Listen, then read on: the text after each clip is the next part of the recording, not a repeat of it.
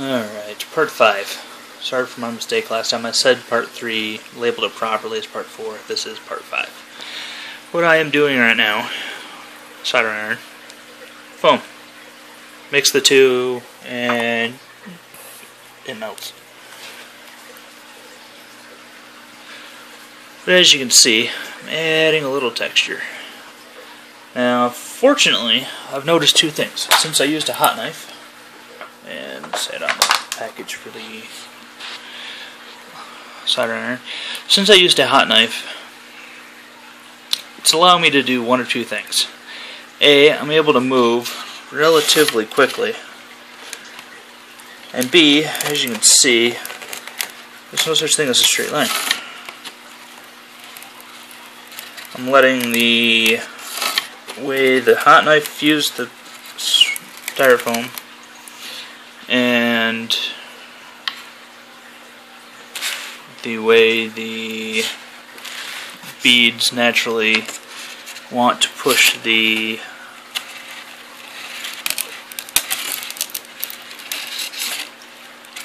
soldering iron around, just sort of guide it. Give it a little more natural look to the lines so they're not all straight. I'm going for a layered rock look. I do want sort of straight lines, but not symmetrically perfectly straight, like straight edge straight. And also some of them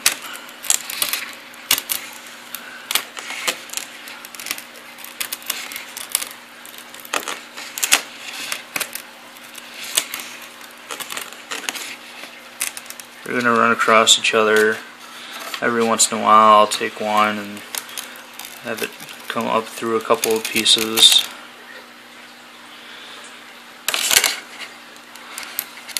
But that's what I'm working on tonight. I'm completely random how many I get per layer.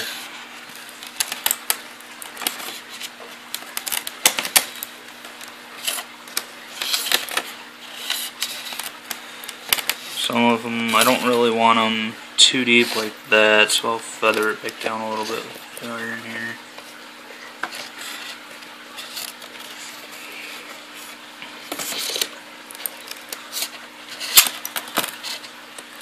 This is probably going to get 3 or 4 coats of dry lock, so I need them sort of deep, but not overly so.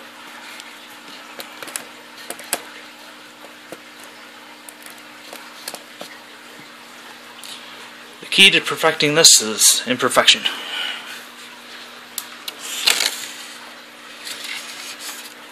Which is really hard when you gotta pull an extension cord over.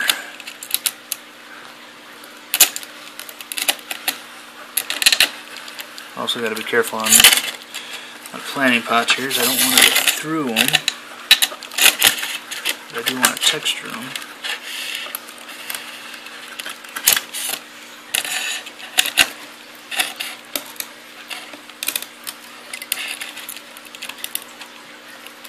Some of these curved edges I have to take a little more off because a layered rock is going to cut off that's curved.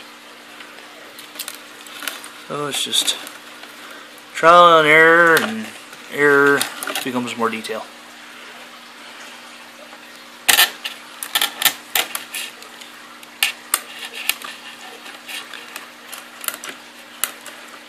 I've been at this for, I don't know, maybe 20 minutes. And I've gotten a large majority done. So I flip it up in the light, it'll be easier to see what the finished project is gonna have.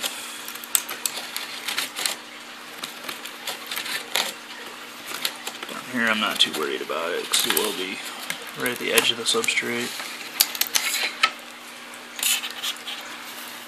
Just want to make sure that when you're doing this that you are pulling, not pushing, otherwise you're just going to stab holes.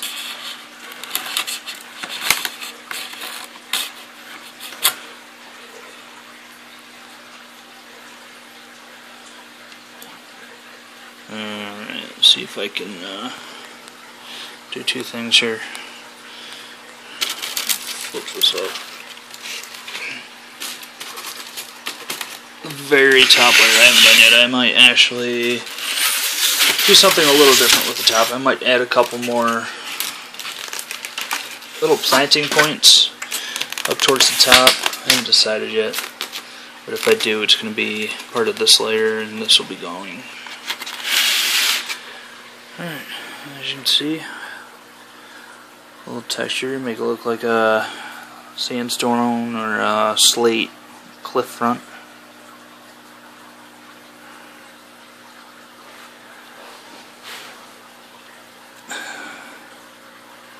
Which be even more so. I'm going to get the white dry lock and mix it with charcoal, and then I'll do a lighter mix with the charcoal, give it some highlights, and even lighter yet with the third coat. And fourth coat, I may do a I might go straight white. If anything, it'll be a very, very light gray with the charcoal color, and just highlight the very edges to make sure you get contrast. But that's the texturing process. For the most part, it's done. I see 2-3 spots I gotta touch up, mainly right there, a little bit right there. Maybe do a few verticals from weathering, and that'll be it.